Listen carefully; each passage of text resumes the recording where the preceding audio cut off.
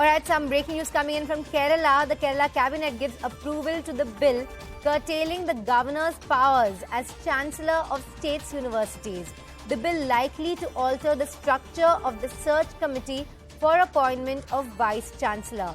The number of members in the search committee likely to be increased to 5 from 3. The bill likely to be introduced in the next assembly session. Alright, so this bill essentially clips the governor's powers, and now it's become an all-out war between the Kerala government and the governor. Now, to put this in perspective, we're joined by my colleague Neetu Regukumar. Neetu, tell us about this battle between the governor and the government and the importance of this bill in that context. The issue between the government and the governor has been going on for some time, especially in relation to the universities. The governor had sought a report from the Kannur University. Right from the appointment of the Kannur University vice-chancellor, there have been issues between the government and governor had openly made statements that related to the functioning of the university, and even went on to say that the chief minister himself can keep the powers of the chancellor. So it was after all this, the latest of this was that the 11 ordinances which were sent before the governor for repromulgation was not signed. The governor did not give its assent till today, though it had ceased. So after that, the cabinet decided, till last time when some issues happened, either the ministers or the chief minister will meet the governor and they try and sort out the issue. But this time, the government also did not, the ministers also did not go ahead and meet. They decided to call for a special assembly session to bring in all these ordinances. So there were 11 ordinances. So now what we understand is that the state cabinet has given its assent to introduce one more bill, and the bill essentially in all practicalities would curtail the powers of the governor while appointing as chancellor, while appointing the vice chancellors to the universities. So earlier it was a committee of 3 and governor takes a final decision, but now it's a committee of 5, and likely what the bill has not yet been produced, but it has not been given to the public. But what we are understanding is that the government will also have their representative in this appointment committee or in this selection committee of 5. Well, yes, Neetu, it's true that now the government will have the upper hand when it comes to this election. Thank you very much for joining us. Now, after a leaked audio clip of Karnataka Minister J.C. Madhuswamy alleging that the state government is not functioning well went viral, now another row has hit Karnataka's BJP.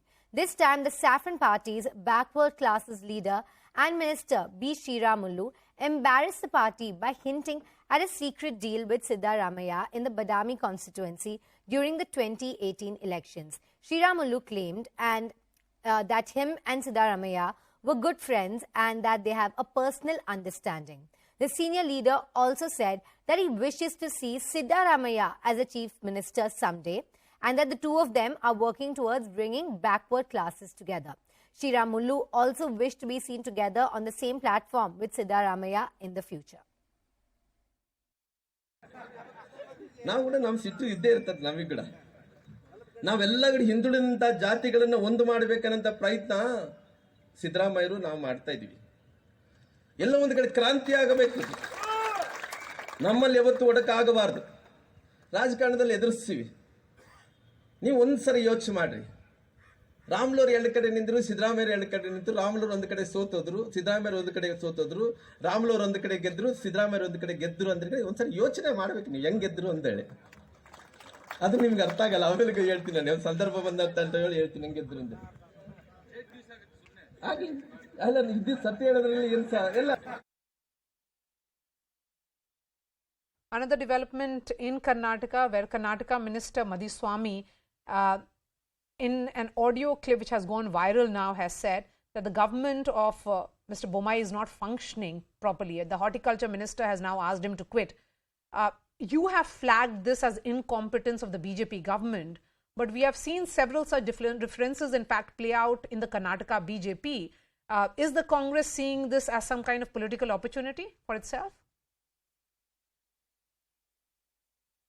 No, it is not the political opportunity. It is a fact what Mr. Madhuswamy said. Madhuswamy is a very senior leader of the BJP and a long legislature experience which he has. And whatever is going on, they are trying to push the government. The government is a bit stalled. Whatever the corruption issue also he has come out. It is nothing a hidden secret. It is an open mind. As you rightly know that it has become a corruption capital of this country. And what minister has spoken is right. Asking the minister, other minister resignation, he himself is also under a cloud. Recently the Lokayukta fined him, he said that about he misused about hundreds of crores of rupees in his constituency without any bills he has been drawn. That is the report the Lokayukta has been given. So I think what Mr. Muniratna is saying is not right. He himself is into the cloud. And what Mr. Madhuswamy has spoken is right. Now we're joined by my colleague Harish Upadhyay to give us more perspective on this. Now Harish, troubles mounting for the BJP, a tense communal situation with fresh incidents every day, and now this exposing a deep rift in the floundering leadership. What do you make of this entire situation? Well, the BJP government here definitely in a spot of bother for two reasons. One, you already had corruption allegations. This government was being billed as a 40% sarkar, and just when the government thought that whole issue had gone to the back burner, now you have a sitting minister who said that the administration is not functioning, this government is not functioning. He's also said that he himself has paid some of this commission to get a loan under a government project from a cooperative bank. This is when one of the activists from Chenpatna was saying that he had paid, or there were illegal deductions that happened from his loan account. This sort of a situation puts the government on the mat because it's one of their own cabinet ministers saying this. And what makes matters worse is that you have two more ministers now coming out and openly seeking the resignation of Madhuswamy, and a full-fledged infight within the cabinet coming out in the open, in the public.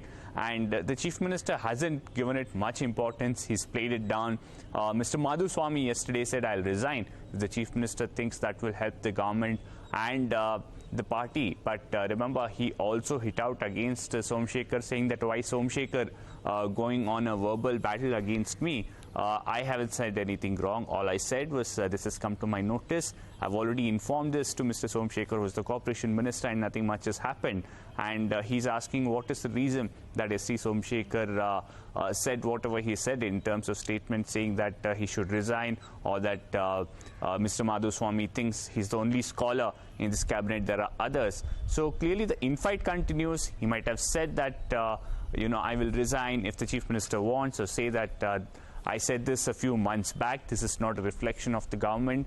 But this has definitely given ammunition to the opposition parties here in Karnataka.